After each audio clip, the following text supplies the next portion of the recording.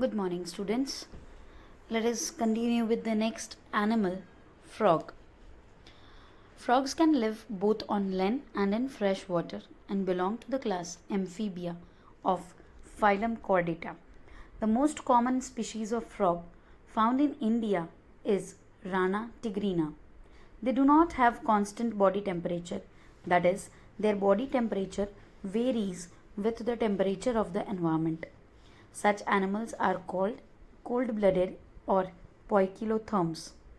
You might have also noticed changes in the color of frog while they are in grass and on dry land. They have the ability to change the color to hide them from their enemies. This property or this ability is known as camouflage. अपने आप को surrounding के हिसाब से इस तरह match कर लेना अपने आउटलुक को कि आपको आपका एनिमी फाइंड आउट ना कर सके, इस एबिलिटी को कैमोफ्लेज कहते हैं. This protective colouration is called mimicry. You may also know that frogs are not seen during peak summer and winter. During this period, they take shelter in deep burrows to protect them from extreme heat and cold. This is known as summer sleep estivation and winter sleep hibernation, respectively. Morphology of a frog. Have you ever touched the skin of the frog? The skin is smooth and slippery due to the presence of mucus. The skin is always maintained in a moist condition. The color of dorsal side of body is generally olive green with dark irregular spots. On the ventral side, the skin is uniformly pale yellow. The frog never drinks water but absorbs it through the skin. Body of a frog is divisible into head and trunk. A neck and tail are absent. Above the mouth, a pair of nostrils is present.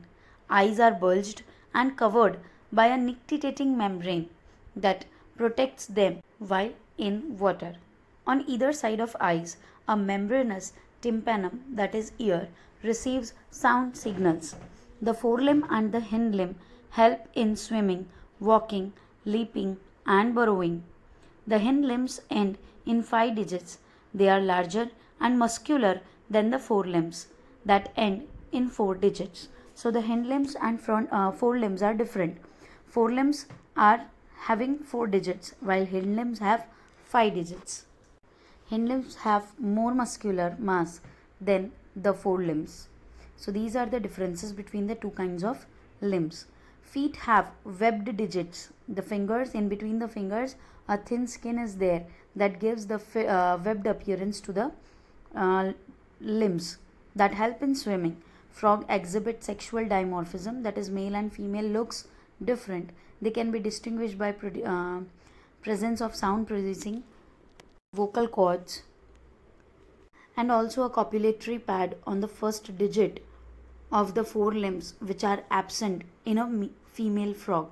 So male have sound producing vocal sac as well as copulatory pad on their first digit of the forelimb. That is not found in the female frog.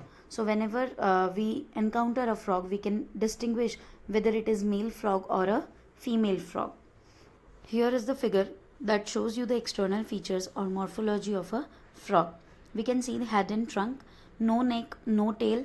We can see forelimb and hind limb. Hind limb is more muscular, larger than the forelimb. Forelimb have 4 digits while hind limb have 5 digits. Eyes are present with the nictitating membrane. Tympanum is present instead of ears. Anatomy of frog. The body cavity of frog accommodate different organ systems such as digestive, circulatory, respiratory, nervous, excretory and reproductive system with well-developed structures and functions. The digestive system consists of alimentary canal and digestive glands. The alimentary canal is short because frogs are carnivores and hence length of intestine is reduced. The mouth opens into the buccal cavity that leads to the esophagus through pharynx. Esophagus is a short tube that opens into the stomach, which in turn continues as the intestine, rectum, and finally opens outside by a cloaca because the external openings are merged into a cloaca. Liver secretes bile that is stored in the gallbladder. Pancreas, a digestive gland, produces pancreatic juice containing digestive enzymes. Food is captured by the bilobed tongue. Digestion of food takes place by the action of HCl, hydrochloric acid, and other gastric juices secreted from the wall of the stomach. Partially digested food called chyme is passed from stomach to the first part of the small intestine, duodenum. The duodenum receives bile from the gallbladder and pancreatic juices from the pancreas through a common bile duct. Bile emulsifies fat and pancreatic juice digest carbohydrates and protein. Final digestion takes place in the intestine. Digested food is absorbed by numerous finger-like folds in the inner wall of the intestine called villi and microvilli. The undigested solid waste moves into the rectum and passes out through cloaca. Here is the diagrammatic representation of the alimentary canal of a frog. We can see the gallbladder, esophagus, liver, stomach, intestine, rectum, cloacal aperture. All the systems are combined in this figure. We can see heart, that is circulatory system, kidney, excretory system, urinary bladder. Okay, so all the systems are combined in that figure. The next organ system is frogs, respiration. So frog respire on land and in water by two different methods. In water, skin act as an aquatic respiratory organ and the respiration is cutaneous. Dissolved oxygen in the water is exchanged through the skin by the method of diffusion. On land, the buccal cavity, skin and lungs act as the respiratory organ. The respiratory by lungs is called pulmonary respiration. The lungs are a pair of elongated, pink-colored, sac-like structure present in the upper part of the trunk region, that is thorax. Air enters through the nostrils into the buccal cavity and then to the lungs. During estivation and hibernation, gaseous exchange takes place through skin. The vascular system, that is circulatory system of a frog, is a well developed closed type of system. They have lymphatic system also. The blood vascular system involves heart, blood vessels and blood. The lymphatic system consists lymph channel and lymph node. Heart is a muscular structure situated in the upper part of the body cavity. It has three chambers, two atria, one ventricle covered by a membrane called pericardium. A triangular structure called sinus venosus joins the right atrium. It receives blood through the major vein called vena cava. The ventricle opens into a sac-like conus arteriosus on the ventral side of the heart. The blood from the heart is carried to all parts of the body by arteries, that is known as arterial system. The veins collect blood from different types of body parts to the heart and from the venous system. Special venous connection between the liver and intestine as well as kidney and lower parts of the body are present in frogs.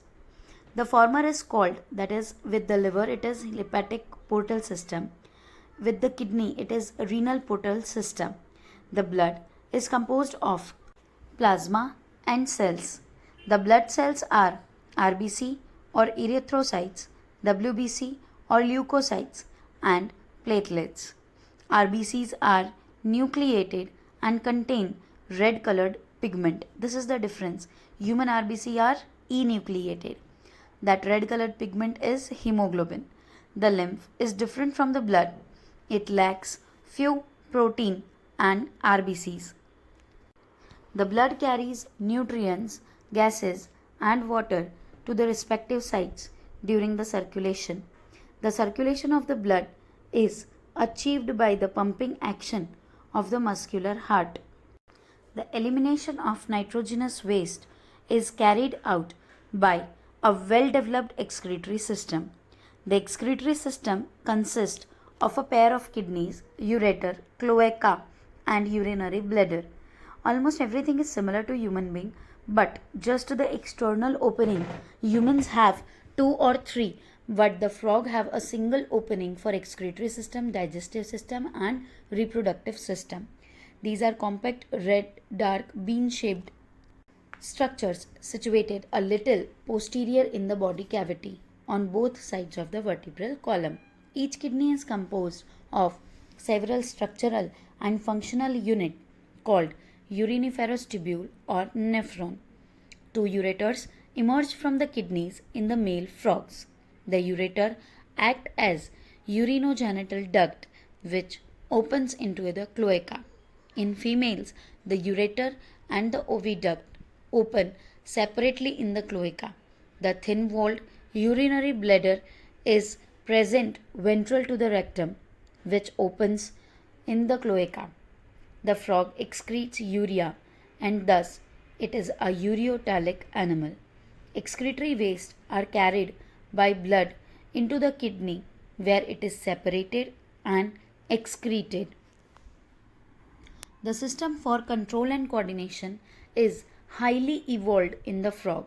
It includes both neural system as well as endocrine system.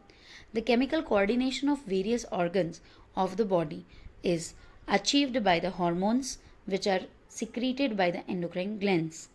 The prominent glands are pituitary, thyroid, parathyroid, thymus, pineal, pancreatic, adrenal, and gonads. The nervous system is organized into a central nervous system which consists of brain and spinal cord, as well as a peripheral nervous system that consists cranial and spinal nerves, and an autonomic nervous system which consists sympathetic and parasympathetic parts. There are 10 pairs of cranial nerves arising from the brain. Brain is enclosed in a bony structure called brain box, that is cranium. The brain is divided into forebrain, midbrain, and hindbrain. Forebrain includes olfactory lobes, paired cerebral hemispheres, and unpaired diencephalon. The midbrain is characterized by a pair of optic lobes. Hindbrain consists of cerebellum and medulla oblongata. The medulla oblongata passes out through the foramen magnum and continues into spinal cord, which is enclosed in the vertebral column. Frog has different types of sense organs, namely organs of touch, sensory papillae, taste, taste buds, smell, nasal epithelium, vision, eyes, and hearing, tympanum with internal ear, no external ear, okay? So out of these, eyes and internal ear are well organized structures and the rest are cellular aggregations around the nerve endings. Eyes in a frog are a pair of spherical structures situated in the orbit in skull. These are simple eyes, that is, they possess only one unit. In cockroach, we studied the compound eye with the thousands of ommatidia. Clear? Here it is a simple eye that possesses only one unit. External ear is absent and only tympanum can be seen externally. The ear is an organ of hearing as well as balancing, that is, maintaining equilibrium. Frogs have well developed male and female reproductive system. Male reproductive organs consist of a pair of yellowish ovoid testes and that are found adhered to the upper part of kidneys by a double fold of peritoneum called mesorchium.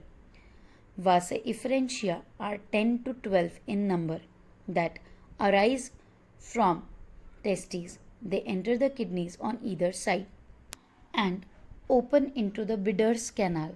Finally, it communicates with the urinogenital duct that comes out of the kidney and opens into the cloaca. The cloaca is a small median chamber that is used to pass fecal matter, urine, and sperms to the exterior. As I told you, one common opening for all the three systems. Let us have a look on the male reproductive system. We can see the kidneys. Over the kidneys are some fat bodies. Testes are there attached over the kidney. A canal is coming out from kidney, which is a combined canal of testes and kidneys, that is known as urinogenital duct, that combines with the rectum and urinary bladder, and a final opening is cloaca, that aperture is cloacal aperture. The female reproductive organ include a pair of ovaries. The ovaries are situated near the kidney and there is no functional connection with the kidneys. A pair of oviduct arising from the ovaries into the cloaca separately. A mature female can lay 2500 to 3000 ova at a time. Fertilization is external and takes place in water. That is, both the gametes are released in water. They fertile each other to form a zygote. Development involves a larval stage called tadpole. Tadpole undergoes metamorphosis to form the adult. Let us have a look on the female reproductive system. We can see the ovaries and ova inside them, oviducts, ureter. These oviducts open into the rectum where urinary bladder also opens, and a common opening is there known as cloaca or cloacal aperture. Same to the male reproductive system, the structures are arranged besides the kidneys. Frogs are beneficial for mankind because they eat insect and protect the crop. Frogs maintain ecological balance because they serve as an important link of the food chain and the food web in the ecosystem. In some countries, the muscular legs of frog are used as food by men. So this is all about the importance, economic importance of the frogs. Here, the chapter 7 gets over.